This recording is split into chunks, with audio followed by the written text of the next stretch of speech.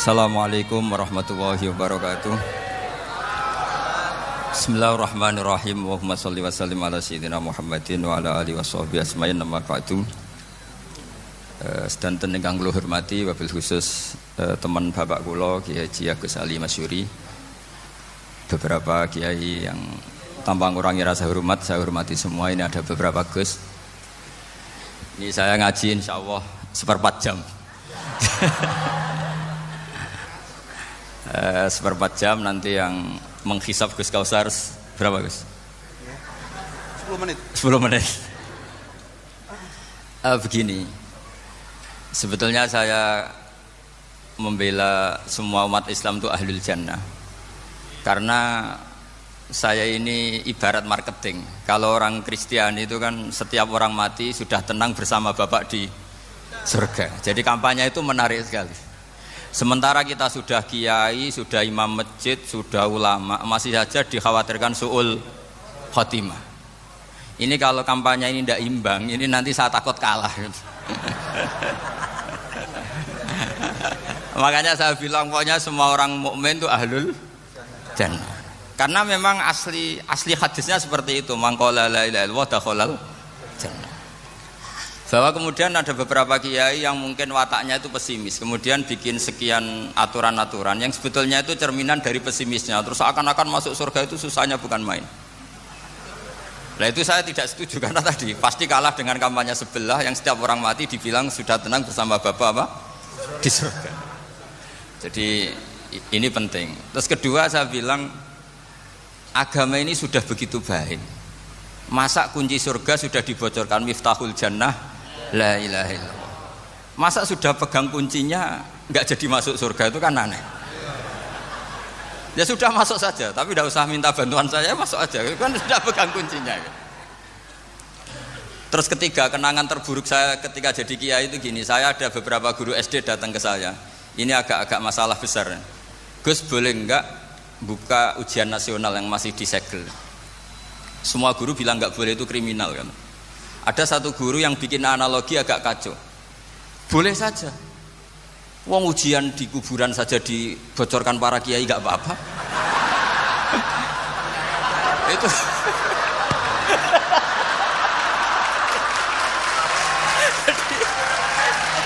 tapi ini kriminal ya. Perhatian kepada kiai, nggak boleh memukul pemateri.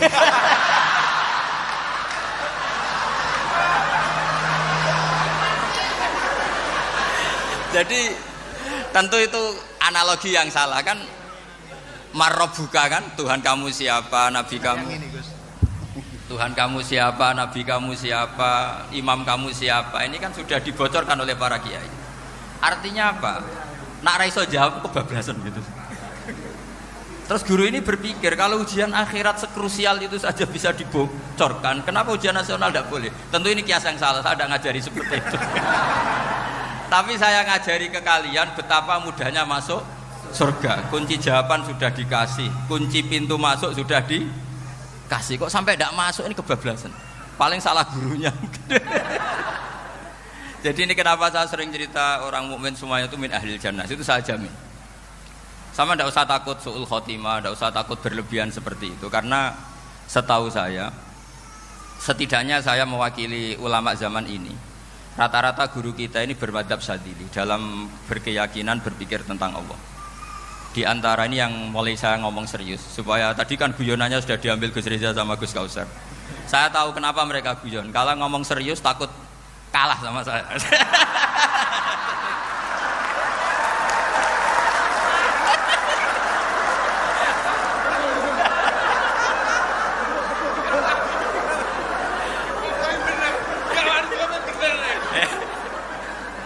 Karena saya ini sudah terkenal pemikir serius, jadi artinya itu satu kepintaran mengalihkan.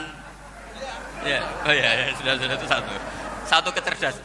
Tidak hanya ngalim tapi betul cerdas. Betul cerdas. Jadi itu bukti beliau-beliau ini cerdas itu. Saya berpikir begini, ini madhab syadzili. Kita semua tentu syadzili karena kita semua ngaji kitab hikam. Kita tahu kitab hikam itu muridnya Abul Abbas Al-Mursi. Abul Abbas Al-Mursi muridnya Syekh Abil Hasan apa? Asy-Syadzili. Saya masih ingat betul makalah itu dan saya ulang-ulang. Setiap saya ngajar di sarang saya ajarkan itu. Kilali, kata Abdul Hasan As-Sadili, saya pernah dapat hatif, dapat semacam ilham. Apa makna min syarril waswasil khannas? Itu kata beliau dijawab oleh hatif itu. Hatif itu nggak perlu diterjemah tadi ada, karena tadi diajarin itu. Apa yang dihidupkan itu nggak perlu dijelaskan. Kata hatif tadi, waswasun yadkhulu bainaka wa baina habibika yunsika altofahu alhasanah wa yudzakiruka af'alaka asyi'ah wa yukassiru indaka dzatas shimal wa yuqallilu indaka dzatal yamin liya'dila bika an husnidzanni billah ila su'idzanni billah. Jadi yang dikatakan waswas adalah kamu digiring untuk hanya ingat sisi-sisi kamu yang negatif, dilupakan bahwa Anda punya sisi-sisi yang positif. Misalnya seperti ini, mungkin secara fikih tadi banser-banser tegas, wah ini masalah lelaki perempuan dipisahkan gini-gini. Tapi kenapa Ghazali bilang ya sudah gini gak apa-apa. Sebetulnya ada rukhsah itu karena ini di depan umum. Yang paling pantangan Nabi itu la yakhluwanna rajulun bimra'atin. Ini ada yang menjaminnya gitu. Malah khawatir saya di sini dipisah tapi setelah berduaan nggak bisa. Jadi toleransinya karena ini di depan umum. Itu masih ada toleransinya. La yakhluwanna rajulun bimra'atin. Begitu juga ketika kita dosa, misalnya kita dosa. Orang Islam setiap dosa itu pasti ingat salahnya, kemudian istighfar.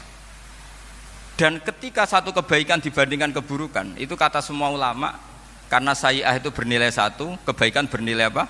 10. Itu masih surplus berapa? 9. Jadi itu cara berpikir Abdul Hasan As-Sadili. Kenapa kamu harus berpikir positif tentang Tuhan? Sekali berpikir tentang negatif, itu bahaya betul.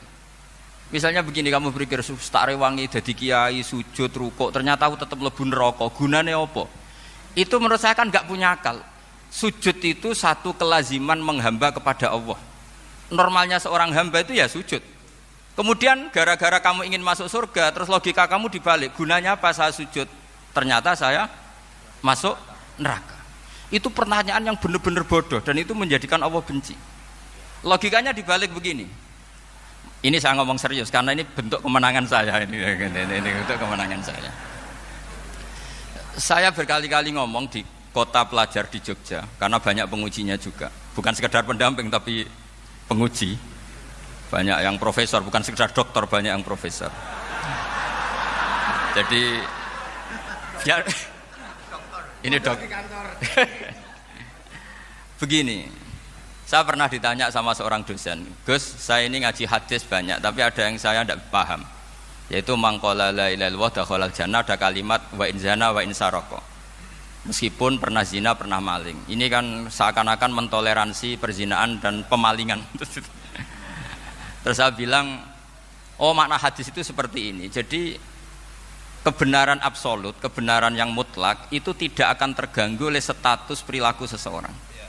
Saya berkali-kali memberi contoh. Orang yang ditangkap KPK akan bilang 1 + 1 2. KPK-nya juga bilang 2. Rivalitas dalam politik, Pak Prabowo ya bilang 2, Pak Jokowi juga bilang 2. Orang yang zaniyah, yang lonte pun akan bilang 2. Muftinya juga bilang 2. Ketua MUI-nya juga bilang 2. Artinya gini, kebenaran yang absolut adalah kebenaran yang siapapun akan meyakini seperti itu. Seperti 1 + 1 2. Kamu punya musuh bilang 2. Kalau ibu-ibu ini punya maru ya marunya bilang 2 tadi tambah mama. Enggak tahu saya terjemahnya apa tadi. Nah, kebenaran yang absolut itu kebenaran yang siapapun pasti mengakui. Dan uniknya begini, saya pernah ngaji acara himmah, acara pondok sarang di Demak.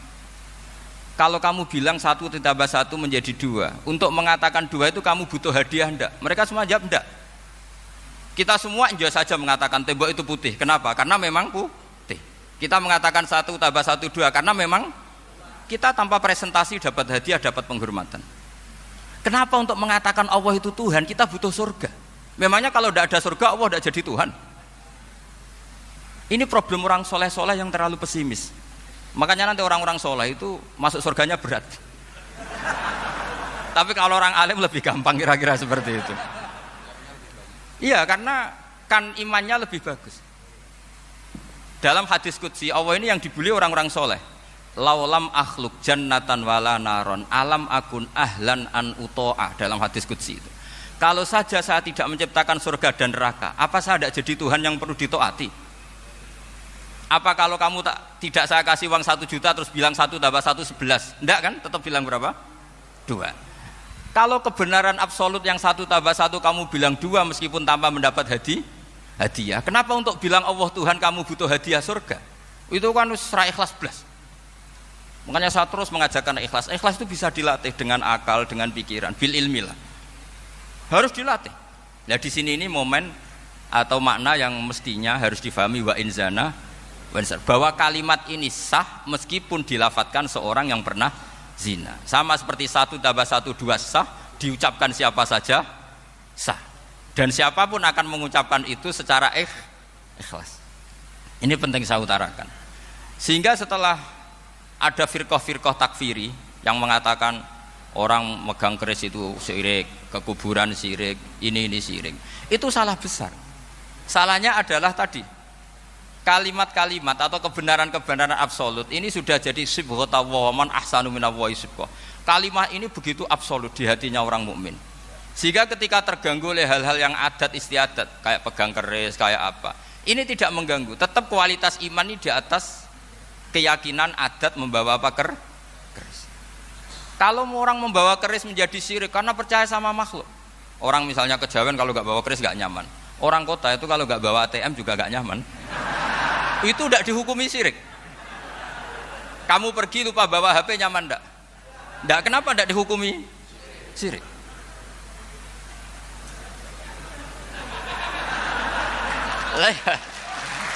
Jadi ini logika. Jadi makanya ini Gus Reza boleh ngeritik saya itu berkali-kali bilang saya termasuk ulama yang mau bikin gerakan cangkem elek. Karena nanti kalau saya nisbatkan ke Rasulullah itu tidak pantas karena Nabi ahsanan nasi khalqaw wa khuluqa. Tapi saya siap jadi bempernya Rasulullah sallallahu alaihi wasallam. Pernah ada diskusi di Jakarta, ini kisah nyata. Apa dalilnya setelah sholat salaman? Mana hadisnya? Itu dijawab hadisnya tentu kita kesulitan. Kalaupun ada hadisnya dhaif semua yang masalah musafahah. Akhirnya mau tidak mau dijawab pakai cangkem elek. Boleh enggak kamu setelah salam nyalain HP yang off? Boleh. Boleh enggak ke kamar mandi? Boleh. Oh berarti kencing boleh, nyalain HP boleh, yang enggak boleh itu ingat Allah. Karena mereka mengkritik wiridan, kritik salam. Akhirnya mikir deh. Ada enggak hadisnya orang setelah sholat nyalain HP? Enggak ada kan? Tapi mereka nyalain HP enggak hambatan, tapi untuk salaman masalahkan. Ke kamar mandi boleh, tapi untuk wiridan enggak boleh. Akhirnya mereka sadar, oh iya. Lama-lama dibisi gini yang kelompok itu. Kamu itu korban aliran supaya kamu enggak ingat Allah, ingatnya HP-nya. Sehingga orang wiridan kamu kritik, orang nyalain HP enggak kamu kritik. Itu kelompok itu adalah kelompok orang-orang yang supaya orang Islam itu lupa Tuhannya. Itu gerakan cangkem elek, tapi jadikan orang sadar. Jadi ini penting. Jadi kalau kamu tidak bisa bela agama dengan jalan yang lurus karena tidak bakat itu, nggak apa-apa pakai cangkem elek tadi. Karena nggak mungkin gerakan ini dinisbatkan kepada Rasulullah Shallallahu Alaihi Wasallam. Kalau soal sanad, saya punya sekian sanad tentang itu, tapi tidak usah kamu ikuti. Ada orang tanya, ya Pak Kiai kalau setan dibakar di neraka panasan enggak? Ya panasan. Lo kan setan dari api, ngapain harus panasan? Kan materinya sama. Terus Kak Kiai tadi gak kesulitan, dia ngambil pasir disawero di wajahnya. Wah sakit Kiai, kamu kan dari tanah, kena tanah kok. Jadi itu ada sekian, artinya gini ya, kalau kesulitan jawab pakai baik-baik ya sudah pakai cangkem elek itu aja kan.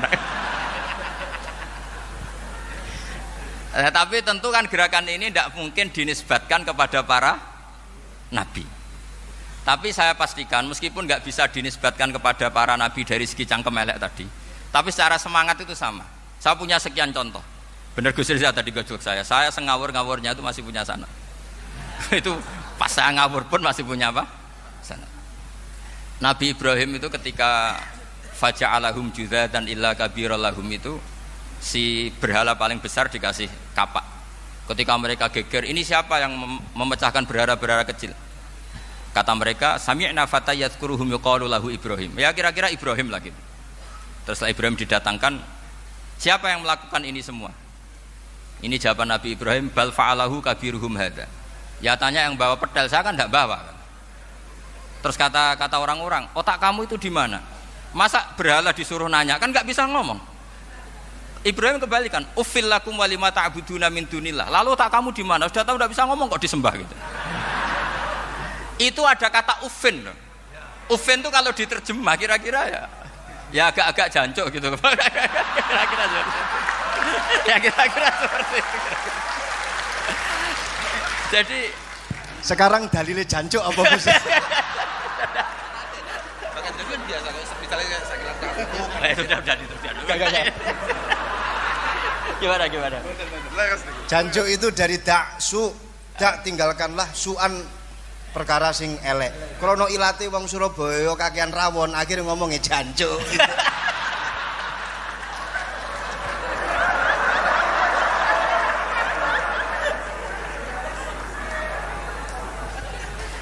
Jadi mulai dulu melawan kebatilan itu harus pakai logika yang vulgar. Karena memang nggak mungkin dengan bahasa-bahasa priayi itu nggak mungkin. Dan ini penting saya utarakan. Nah, kalau nanti nggak mungkin dinisbatkan kepada Rasul karena Nabi adalah ahsanan nasi khalqa wa khuluqa, kita yang ngambil alih saja. Gus Reza, saya, Gus Hasan ini cara cangkem elek kan pantas. Luas.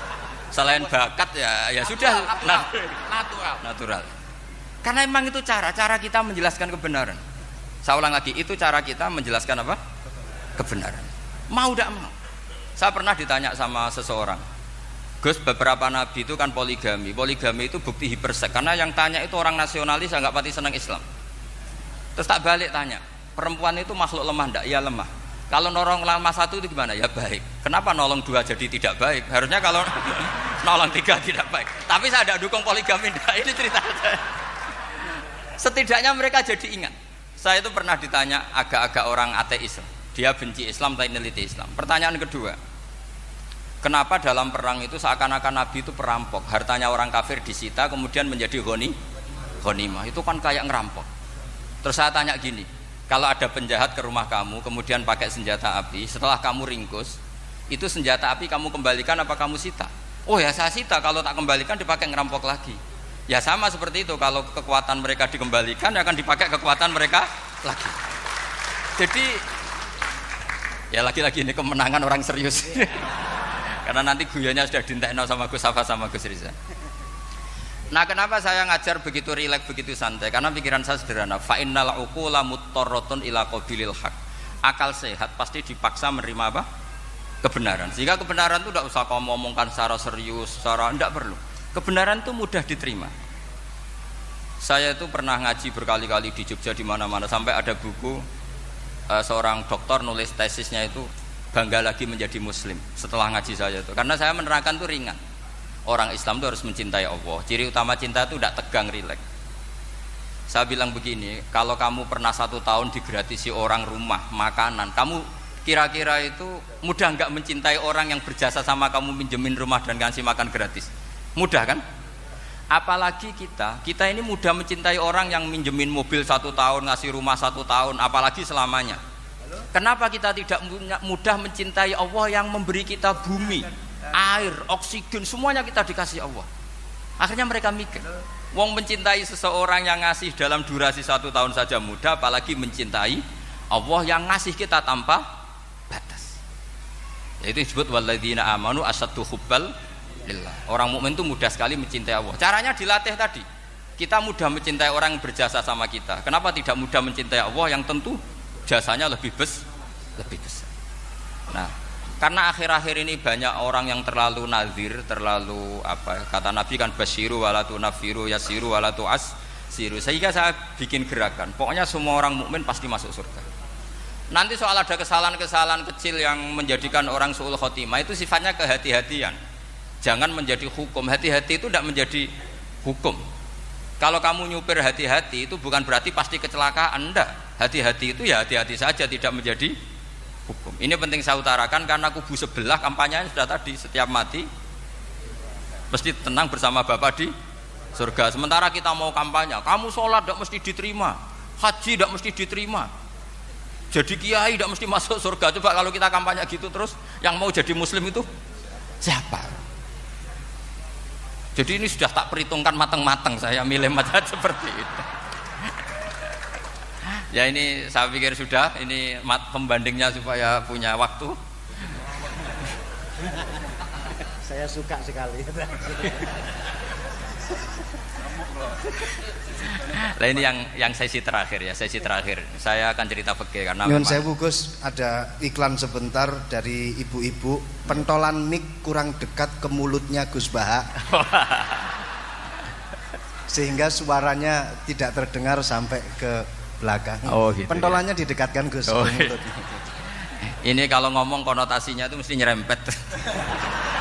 Sudah apa ya? Sudah ahlinya di situ. Ya malah ada di situ.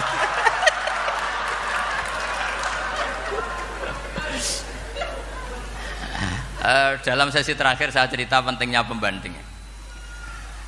Imam Rafi'i itu yang ngarang kitab Muharrar. Kitab Muharrar ini adalah ringkasan dari kitab Al-Wasit. Al-Wasit itu karangannya Imam Ghazali. Al-Wasit sendiri ini khas ngaji NU karena NU maknanya Nahdlatul Ulama, gerakan para ulama. Jadi kalau nggak ngerti alim-alim seperti itu ya ada NU. Sebenarnya sampai itu pasnya Nahdlatul Ummah, gerakan umat. Tapi kan sudah jadi partai politik Nahdlatul Ummah. Karena yang katakan NU itu Nahdlatul Ulama, gerakannya para ulama. Imam Rafi'i itu berpendapat sujud itu cukup pakai batuk, pakai jidat. Itu dalam kitab Muharrar. Wal asoh anna sujud yasihu mau cukup biwat iljabah. Ketika Imam Nawawi mentasih kitab Muharrar namanya Minhajut Thalibin, itu mengkritik Imam Rafi'i. Kata beliau sujud itu untuk sah harus melibatkan 7 anggota karena berdasar hadis umirtu an asjuda ala sapati a'zumin, yaitu al jabhah wal yaden warubaten wal qadamen, yaitu jabhah 2 tangan, 2 lutut dan 2 qadamen. Akhirnya saya ngecek di kitab asli Imam Rafi'i termasuk Ashabut Tarjih dan Imam Nawawi. 2 orang ini khilaf. Kan nggak mungkin kita sebagai mushahihnya karena yang khilaf ini 2 ulama besar, satu Imam Rafi'i, satu Imam siapa? Nawawi. Kita tidak bisa hanya ngikuti Fathul Mu'in yang mengatakan idza ikhtalafan Nawawi war Rafi'u qudiman Nawawi, tidak bisa karena Imam Nawawi ini sering nginduk sama kitabnya Imam Rafi'i karena senior Imam Rafi'i. Setelah saya cek di kitab kitab asli Mamba ya, satu sumbernya semua mazhab apa? Syafi'i. Ternyata Imam Syafi'i nak ngedikan hanya begini. Wa uhibbu, saya suka setiap orang Islam sujud itu melibatkan 7 anggota karena itu aman, pasti sah. Tapi wayah tamilu kata beliau, tapi mungkin saja sujud hanya watul jabah itu sah. Kenapa kata Imam Syafi'i? Liqaulihi sallallahu alaihi wasallam atau li du'aihi apa sallallahu alaihi wasallam fi sujud sajadalaka wajhi wa sam'i wa basari. Nabi ketika sujud itu hanya berdoa, ya Allah sujud kepada engkau wajhi wa sam'i wa basari. Nabi tidak menyebut wayadi warubati wa qadam. Sehingga saya berkali-kali bener kata Gus, saya ini pembela umat sing sujude 7 anggota ya tak lem pantes dadi Rais Suriah. Itu. Yang sujude bathuk tok ya tetap sah ngikuti mazhabnya Imam Rafi'i. Meskipun itu tidak saya anjurkan. Tentu tidak saya anjurkan. Alasannya Imam Syafi'i tadi Rasulullah pernah berdoa dengan kata-kata sajadalaka wajhi, bukan diteruskan wayadi warubati wakoda. Sehingga fal khilaf huna bakin ala khiddati kalau dalam bahasa fikih. Khilaf biar tetap sesuai aturan khilaf masing-masing. Enggak perlu kamu menggugurkan pendapat Rafi'i yang mengesahkan sujud hanya pakai jabah. Ini penting karena tadi seperti saya katakan yang sujud anggota pitu ya masuk swarga mergo pintere, sing nganggo bathuk tok yang mlebu swarga mergo gobloke tadi karena aksaru ahlil jannah al-bulbu. Nah ini madhab saya. Jadi saya itu ingin umat Islam itu baik-baik saja. Iya betul. Madhabin jenengan. Ya.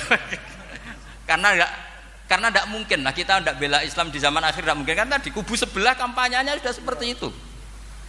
Kalau kita ngomong ikhtiyat, kiai ra mesti mlebu swarga, sing salat ngethuk ra mesti husnul khotimah, wah akan jadi repot. Saya ini pengagum teori ikhlas, dilatih bil ilmi, saya ulang lagi dilatih bil ilmi.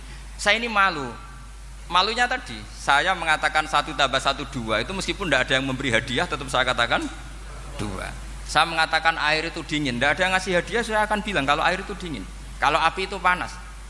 Untuk hakikat-hakikat seperti itu saja saya jujur tanpa ingin imbalan. Tapi ketika hakikat mengenai Allah kok saya minta imbalan surga dan neraka, ini apa-apaan? Kira-kira gitulah, Rois Suriah macam apa gitu.